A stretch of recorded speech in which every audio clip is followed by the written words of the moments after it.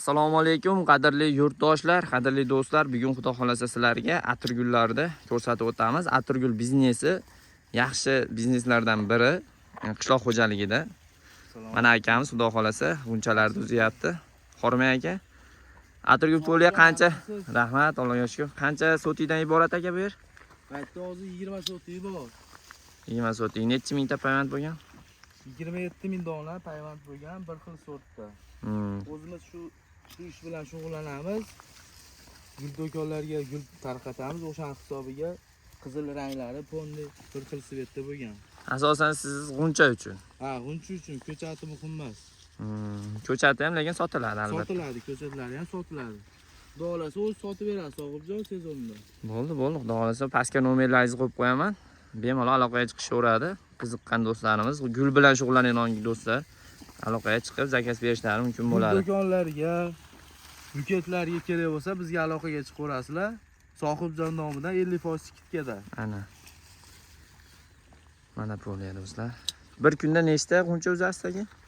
2000-3000 dona. 2000-3000 necha pul sotyapsiz hozirgi kun? Hozirgi paytda 1000 so'm. 1000 so'm, ha? 2 million oshishi mumkin. Bugungi chisloni aytasiz, o'sha holat bo'yicha 1000 so'mdan. Bugun 22-maymi yo 23mi degan? Shunaqa 22-23mi? 21mi? Kunlar ham esdan chiqib ketyapti. Mana do'stlar, g'unchalari sotilyapti. Kunda 2000 ta uzyapti. Ya'ni endi kunda bo'lmasa ham 2 kunda bir 2000 ta uzib tursin. Mana 2 million. Shunaqa kuniga $100, 20 soti joydan. Ko'chati ham bu yilda 3000, 3500 so'm bo'ldi. 20 ming 60-70 million daromadi ham bor. Buni ishi yo'q pashti. Mehnat qiyin, ammo shuni ham aytib qo'ying.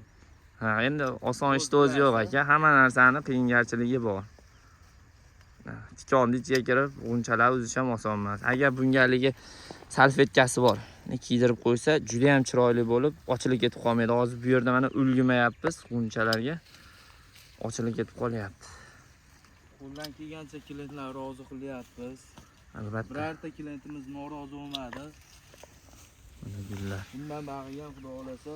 Bu yerda o'zi ham atirgul bilan shug'ullanadi. Bir ko'rsatib yuboring. Bo'yi 80. 80. Bir oydan keyin 1 metrga chiqadi shu narsa. Bu yerda ham atirgul bilan shug'ullanadi. Prezidentimiz ham kelib ketgan bu joylarga. Mana bunisi mevali ko'chatlar.